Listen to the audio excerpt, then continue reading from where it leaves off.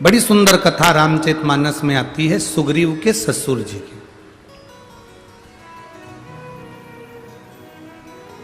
जो लंकापति रावण के यहां पर राजवेद का काम करते थे, जिनका नाम था सुषेण। कौन है वो? सुग्रीव के, बोलो बोलो जम के बोलो जरा, ससुर।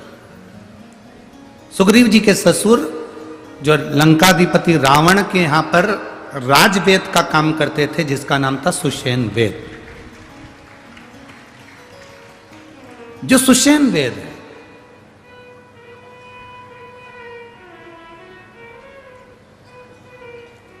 ये इतना विचित्र वेद था। सुग्रीव जी के जो ससुर जी थे सुषेण वेद, लंकाधिपति रावण के जो राजवेद थे सुषेण वेद, ये इतने विद्वान थे, इतने विद्वान, जिन्होंने लक्ष्मण जी को जीवित किया था। कथा तो आप लोगों ने सुनी होगी ना रामायण की। जब शक्ति लग गई, मेघनाथ ने शक्ति मार दी और लक्ष्मण मूर्छित हो गए, हनुमान जी बूटी लेकर आए और फिर वो दिया। ये सुषेण वेद के कहने पर गए थे। सुग्रीव के ससुर हैं सुषेण वेद। ये बड़े विचित्र वेद है। कहते हैं देवलोक में भी अगर कोई बीमार पड़ जावे, पूरे मृत्यु लोक में अगर किसी को रोग हो जावे, तो सुषेण वेद से बड़ा कोई वेद नहीं था। इतना विचित्र वेद था। डॉक्टर तो सभी होते हैं, पर कोई कोई डॉक्टर ऐसा होता है जिसका नाम बड़ा प्रसिद्ध होता है, बड़ा प्रसिद्ध। वहां चले जाओ, वो डॉक्टर से मिल लेना, उनकी तो दवाई बड़ी कामगार है और अच्छा कर देते।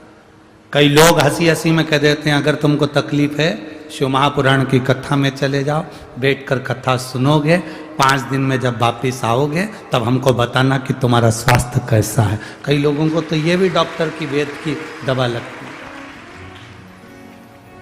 सुषेण वेद बड़े प्रसिद्ध वेद थे। लंकाधिपति रावण का जो राजवेद हो, जिसके यहां पर ग्रह बंधन में पड़े हो, देवताओं भी बंधन में पड़े हो, ऐसे लंकाधिपति रावण का कोई वेद कोई साधारण नहीं हो सकता। सुग्रीव के ससुर, उनके यहां वेद थे।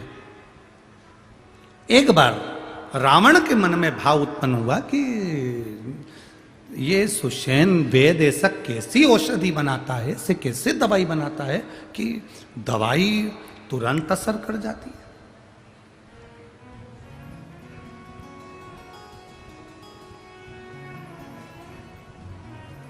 सुषेण वेद के पास में लंकाधिपति रावण गए, और सुषेण वेद के पास में जब लंकाधिपति रावण गए तो सुषेण वेद उस समय पर दवाई घोट रहा था।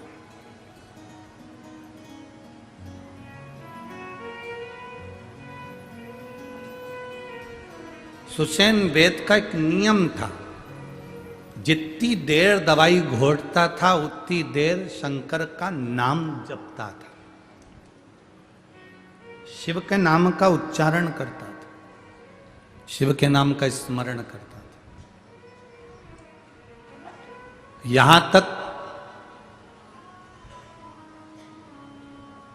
अगर लंकाधिपति रावण की तुमने संहिता पढ़ी हो, रावण की लंकेश की संहिता का स्मरण करा हो, तो रावण संहिता के अंतर्गत यहां तक लिखा हुआ है कि ये सुषेण वेद शिवजी की आराधना करता था, और इसकी आराधना को देखकर लंकाधिपति रावण शंकर की आराधना में लीन हो गया था। यहां तक वर्णन किया गया कि शिव की आराधना सुषेण वेद कितनी करता था कि उसको देखकर लंकाधिपति रावण शंकर की आराधना में लीन हो गया था। इतना शंकर की आराधना में लीन रहता था सुषेण वेद, इतनी लीनता थी। जब कोई अच्छा व्यक्ति भगवान की ओर बढ़ता है और उसको कोई दूसरा देखता है, तो उसके मन में भी शंकर के प्रति भाव जागृत होता है। भाव, ये प्रेरणा है। अगर आज माननीय सांसद महोदय श्री उन्मेष जी पाटिल जी, उनकी धर्मपत्नी श्रीमती संपदा पाटिल जी, अगर आज कथा में आए हैं, बैठे हैं, कथा का क्रम करवा रहे हैं, उनके साथ में उनके साथी लोग भी मिलकर कथा का क्रम करवा रहे हैं, तो ये अपने क्षेत्रवासियों को एक प्रेरणा है कि तुम कितनी भी उन्नति की सीढ़ी पर चढ़ जाना, कितने भी करोड़पति बन जाना, कितने भी विभवपति बन जाना, कितने भी ऊंचे सिंहासन पर बैठ जाना, पर अपने सनातन धर्म को मत भूल जाना। ये प्रेरणा है। अपने सनातन धर्म को मत छोड़ो, अपने सनातन धर्म को मजबूत करने का प्रयास करो।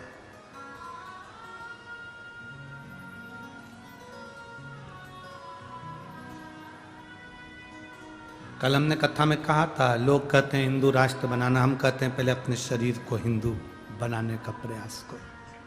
इस शरीर को, परिवार को इतना मजबूत कर दो तो हिंदू राष्ट्र बनने में देरी नहीं लगेगी। हम हिंदू राष्ट्र बनाने के साथ में अपने शरीर को हिंदू ना बना पाए तो क्या?